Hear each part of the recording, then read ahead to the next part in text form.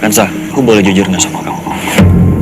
Tapi semenjak kita bekerja bareng di ruang yang sama, aku merasakan kayak ada aura positif yang muncul dari diri kamu. Aku nggak tahu kenapa itu, Kansa. Adegan saat ini peran Oscar itu akan menjadi pengacara yang bisa dikatakan mendadak alim, ya kan? Bahkan mulai menginjakkan kaki di masjid untuk pertama kalinya saat sholat subuh. Hal itu dilakukan adalah untuk menarik simpati dan juga perhatian dari Kansa sebagai wanita yang sudah dicintai. Selesai sholat, Oscar langsung menghubungi Kansa lewat video call supaya nanti Kansa bisa melihat kalau dirinya itu sedang sholat di masjid dan merubah menjadi pengacara yang alim. Oscar tidak menyatakan perasaan cinta sama Kansa itu secara langsung, namun lebih menggunakan kode-kodean hingga singgungan supaya Kansa peka dan mau mengerti perasaannya. Kansa penasaran hingga bertanya kenapa tiba-tiba Oscar sholat subuh di masjid. Sebaliknya Oscar menjawab kalau ini semua terjadi dan dilakukan semenjak dirinya dan Kansa itu kerja bareng dan sering bertemu, sehingga mempunyai dorongan kuat dan aura positif meningkatkan iman.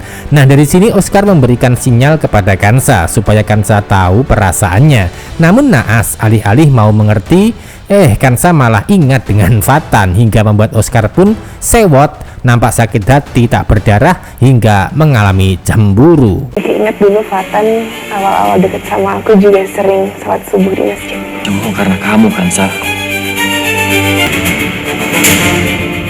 Secara bersamaan di saat Oscar sedang video call dengan Kansa, ya kan, di saat itu pula ada Puspa yang sengaja mengintai dan mengikuti Oscar secara diam-diam sampai ke masjid. Sehingga Puspa itu nampak sakit hati dan cemburu pula hingga kesal melihat Oscar video call dengan wanita lain yaitu Kansa. Nah, dari sinilah yang nantinya bisa merubah karakter Puspa itu jadi jahat lagi jika sampai Oscar mengulur waktu menikah dengan dirinya. Karena pada kenyataannya Oscar terkesan menghindar dan sudah berpaling dari Puspa. Dan itu terjadi ketika Kansa magang bersama dirinya sebagai partner kerja di bidang hukum. Ibu di keluarga ini, tolong jaga Amel. Kenapa Mbak Trisa pergi ya?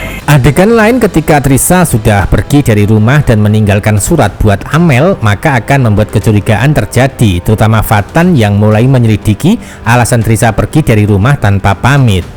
Dan ternyata Fatan mendapatkan petunjuk lewat bukti rekaman CCTV ada orang yang menggunakan baju berwarna hitam masuk ke dalam kamar di malam hari. Dan itu menjadi pemicu kalau Trisa pergi dari rumah. Hingga Fatan pun curiga dan marah sama mamanya yang dianggap sebagai dalang kejahatan.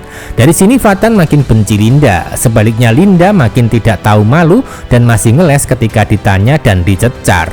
Linda tidak akan mengakui kejahatan yang dilakukan terhadap Trisa. Namun tetap saja Fatan sudah tahu kalau dalang kejahatan terhadap Trisa adalah Linda sendiri sebagai mamanya. Kalau sampai aku benar-benar tahu kebenarannya bahwa ini semua adalah ulahnya Mama, Fatan sendiri yang akan telepon kantor polisi buat nyeret Mama masuk ke dalam penjara. Pucuk dicinta ulang pun tiba. Di saat Fatan sudah marah dan emosi, di saat itu pula ada Linda yang malah hadir masuk ke dalam rumah dengan muka sok polos, bahkan tidak mengakui ketika ditanya dan diintimidasi Fatan. Biarpun begitu, Fatan tidak akan bisa menerima kejahatan Linda walaupun sebagai mama kandung sendiri ya, sebab Fatan sudah bersemboyan selama Linda masih berbuat jahat dan masih bersama Dodi sebagai suami, maka selama itu pula Fatan tidak akan pernah mau hidup satu atap lagi dengan mamanya. Jadi lama-kelamaan, cepat atau lambat, Fatan akan mendapatkan bukti kalau Linda dalang dibalik kejahatan terhadap Trisa.